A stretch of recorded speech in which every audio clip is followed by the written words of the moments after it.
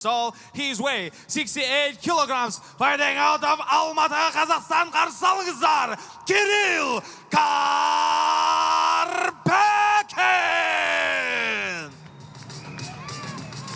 Және оның қарсыласы алаңның қызыл бұрышы. His opponent fighting out of the red corner. He's 24 years old. His professional record 6 wins, 3 losses, stands 175 centimeters tall. His weight 68 kilograms, fighting out of Almaty, Kazakhstan. Hanımlar мен мырзалар, қарсы алыңыздар. Енді Orazbek!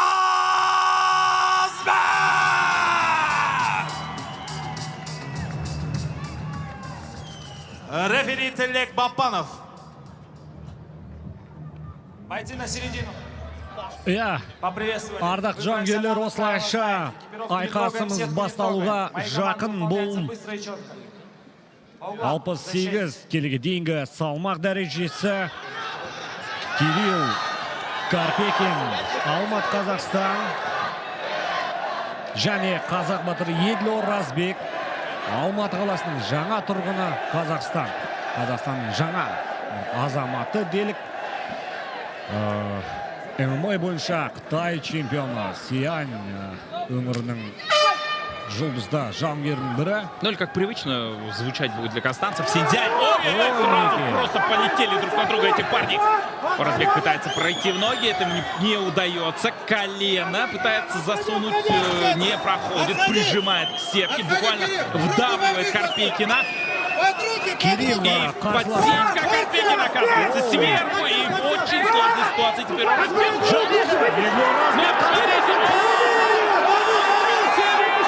Кирилл Карпекин. Нет, пока контролирует, да.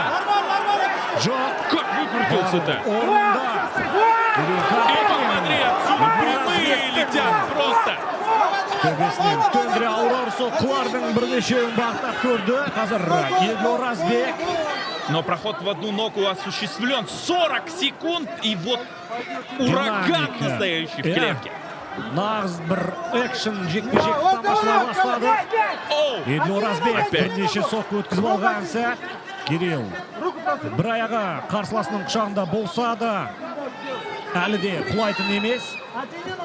Енді Кириллдің тарапынан шабуыл басталды. Қарсыластың мойнынан қапсыра құшақтап. Бәлкім бір аяғы қауіптарыстың жерін шығар. Сколько попыток и выходов на прием от обоих спортсменов за минуту. Кеудесінен асыра лақтырғысы келген Усаживается на него. Еділ Оразбектің бұл талпынысы сәтсіз шықты. В клетке хаос. И отсюда Карпекин уселся, но не удержался на спине у соперника. Салқын қанды. Міне, нағыз қошемет, нағыз қазақстандық бір дерби болып жатыр. Ну это какая-то коррида, просто Оразбек побежал как бычок на соперника, опустив голову. Карпекин. Өзіне түсініп тұр Карпекин. Осындай жауынгерді жеңетін болса, Найза лигасындағы орны шегеленіп қала түспек. Прихватил ногу. Опять отсюда можно наносить удары. Летят прямые. При этом обратите внимание, что Оразбек заблокировал левую ногу и... Что, скручивание, может быть, да? Но он пытается.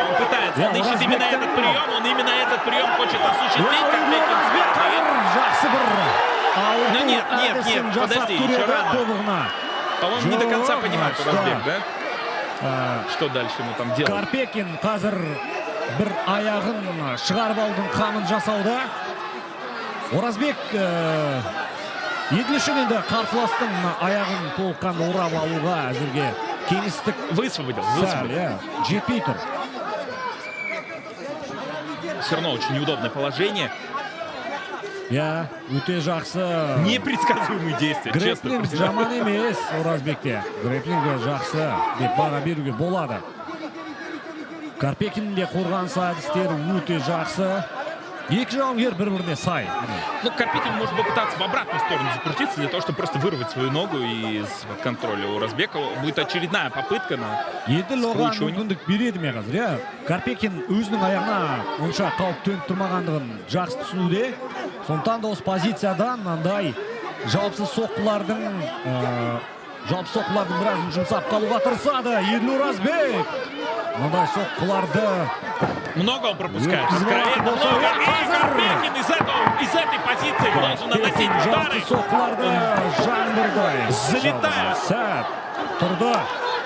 Еділ Оразбек өзін қолдаған жанкүйерлердің күш-қуат беру арқасында ғана Много урона пропустил Карпекин. Правый боковой. шаршады. Да. Екі тарапта. Затрясло у Разбека в какой-то момент. Ну, посмотри, оба выдохлись. Функционал тұрғыда енді біраз ауыртпалық түсті. Екі жауынгер Да күш. этот первый раунд просто равен 5 минуткам. Это 100%. Иә, күш сақтап, ешкім сақтық танытқанда жоқ. Бірден қоян қолтық қиян кескі айқасқа қойып кетті. Хороший мидл-кик. Оразбек қазір жақсы. Тіке соққы Карпекин дәлдік танытқан сәт. 10 секундтай уақыт бар енді. Голова крепкая у Разбека, потому как левый прямой этот был угрожающий мощный. Мен ойымша Карпекин шаршап қалғандықтан да соққыласа бір жойқын бола қоймады. Драмаға толы жекпе-жегін тамашалап отырмыз. Ардақ жанкүйерлер. Міне, жанкүйер жұрттың қолдауы қандай деңгейде екендігін өздеріңізде көріп отырған боларсыздар. Очень серьезная поддержка у Еділ Оразбека. Екінші раунд басталды. Еділ Оразбек, Кирилл Карпекин. Қазір енді Кирилл алғашқы соққы. Ой, колено в этот момент. Еділ. Как они заряжаются. Мынандай соққыларды өткізіп алса да Еділ Оразбек жасқануды бір білмейді ау. Ол не деген жүрек жұтқандық. Қазір бір нағыз көше төбелесін тамашалап отырмыз. Да, это драка в баре или на улице, что угодно. Но это мало профессиональный ММА напоминает. Стратегияның бәрі далада қалды. Тек осындай кім ұрып құлатады деген сұрақтың жауабын іздейміз. Правый боковой. И опять с колена полетел Карпекин. Будет забивать соперника. Мощнейший граунд-энд-паунд. Забивает, летит. Уже очень пассивен Оразбек. Бірақ, қараш, Еділ Оразбек. Да, он все равно переживает этот шторм. Уже буквально Карпекин наваливается. Мне тамаша. Он просто пересаживается. Он точнее усаживает сам на себя. Еділ Оразбек мынау қазақ күресінің әдісіне салып, іштен шалып көреді, бірақ Карпекин төбесіне өз салмағымен жата кетті. Ну что, неужели Карпекин не может удержаться? Он просто сам спрыгивает с него. Да, летят столько ударов. Карпекин думает, почему ты не падаешь? Как это возможно? Егер кімнің рухы мықты десе, бұл тұста енді екі жауынгерге тең баға беру керекпіз. Ардақ жанкүйерлер. Я понимаю, что это характер, но сколько здоровья оставили парни. Оңай емес. Бұл енді айтып теңеу таппайтын бір жекпе-жектің бірі болды. Қарқыны бір сондай жойқын емес. Бірақ мынау шырланып, екі тарап бір сүйсініп төбелесіп жатыр бір-бірімен. Нағыз көше төбелес. Қараңыз. Еділ Оразбек өтті. Қарсыласын белден қаттырақ құшақтады және қандай ойлағаны бар. Аяқтан шалып құлатқысы келе ме? Карпекин оған мүмкіндік бермес. Тағы да бар салмағымен Еділ қарсыласта осылай.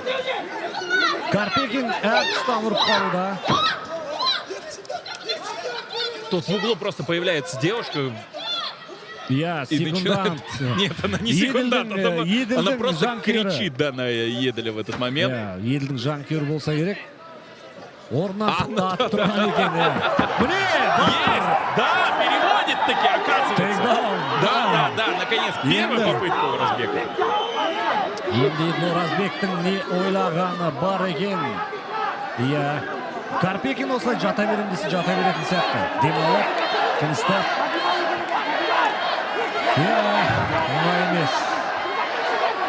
Но нет, самому Оразбеку нужно восстановить дыхание для того, чтобы продолжить наносить удары. Карпекин должен просунуть колени. Екі иығымен ентіге дем алатын жекпе-жек, дем алатын адам Еділ мен Карпекин болса керек. Қаншама күш қалдырды. Қазір енді Еділ осылай қарсыласының қабырғасын бір тексеріп көрді. Бұл енді соққылардың залалы бола қоймас, бірақ енді ұпай болып тіркелетіні анық. Оразбектің қанжығасына бақылау бар. Төреш тұрғызады ма, жоқ па? Осы қызық болып тұр қазір. Басын көтерді Оразбек. Попытается поработать. Целая минута еще впереди все-таки. Соққылардың бағытталуы нәтижелі ме? Нет мощи в этих ударах уже просто, да?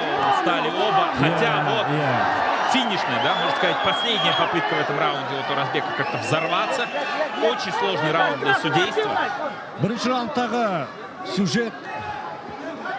Ну там, скорее всего, Карпекин. Карпекин дәл осындай позицияда топ болды ғой. Енді Оразбек үстінде. Да, то есть, скорее всего, 1-1. Вполне логично было бы так предположить. Әрі қарай нәтижелі шабуыл бар. 30 секундтай уақыт қалды.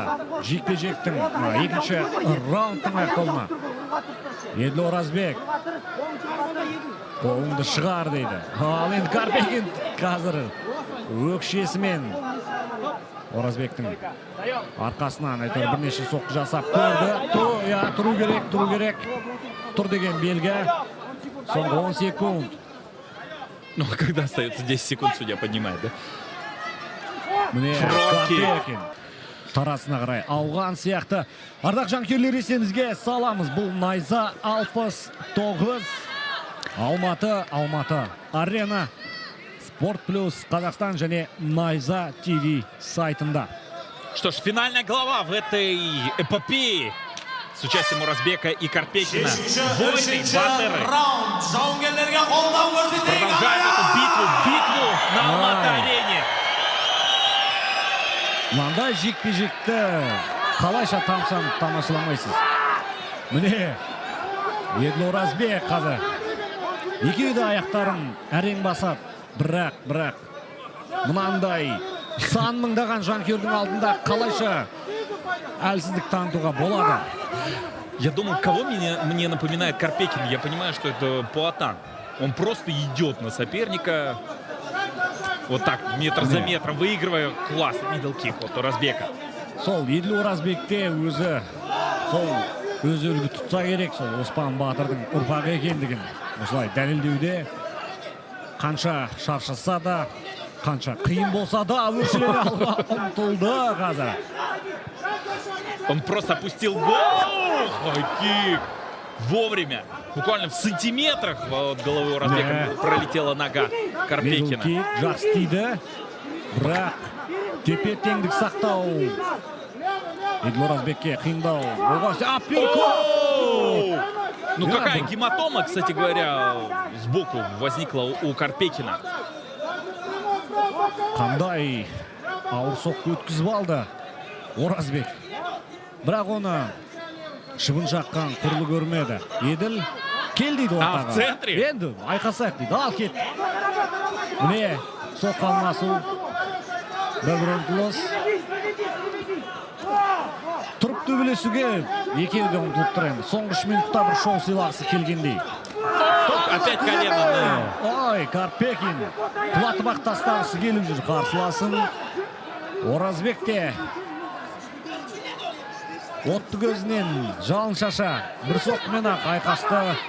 Уақытынан бұрын аяқтағысы келеді. Активно поддерживает Еділ Оразбека. Екі тарапында қолдау мықты. Да, постоянно посматривают на куб, постоянно посматривает на время. Бұл бір Вся эта серия, все мимо. Найза лигасының тарихында қалатын бір жекпе-жек болып деп айтуға толыққанды болады. Қазірден бастап айта берсек те болатын шығар. Бәлкім бұл бір Опять просто Еділ Оразбек. Сұмдық бір... Давай устроим эту руку в центре, говорит он. Давай. Көш бастай. Просто. Al ketdik. Tamosha. Yegor Razbek qarsasin qulashtab turib. Жақсы ұстады. Да. Характера не занимает, правда. 2 минуттай уақыт бар. Одиночными ударами Карпекин расстреливает. Алма кезек шабуыл. Соққа алмасу. Дәлдік жағынан да барлық жағынан енді жанкүйер өздеріңізде аңлаған шығарсыздар. Аяққа өтіген класс. Жоқ, Карпекиннің қорғанысы барлығы орнында. 1,5 минут. Кезеш дейді Карпекинде. Таймерге қарап қояды. Көзін бір салды, енді За 3 минуты до конца. Едль говорит, давай здесь 3 минуты, будем биться. Тағы да кезеш дейді. Енді сценарий өзгерді. Да. Енді Еділ Оразбек бірінші нөмірмен алға ұмтылып, қысымды қайта күшейтуде. Но не хватает точности его удара. Замечу, что в третьем раунде. Карпекин. Но он увереннее себя чувствует вот здесь, когда одиночные удары, как-то на обходе, он выбрасывает и попадает. Позициясы өте оңтайлы, күтіп алады. Еділ өзінің аймағына шақыруда Еділ Оразбек қарсыласта. Соңғы 30 секундта бір шоу болады ма? Да. Я думаю, финальные 10 секунд все-таки Карпекин примет этот вызов, и они останутся там в центре вдвоем. Екеуі де түсінген сияқты үш раунд қоласатын бұл жекпе-жек. 30 секунд уақыт бар. Ал кеттік. Қандай жойқын ұмтылыс болады? Карпекин қаштықтан әзірге. Оразбектің ұмтылыстары. Ну вот уже 15 секунд остается до конца этого боя. Уақыт қалды. Может быть, сейчас стоит зарубиться. Карпекин, да. И вот он принял этот вызов. Пошли, парни, просто зарубиться. Жекпе-жек аяқталды. Winner by unanimous decision, fighter of the blue corner, Kirill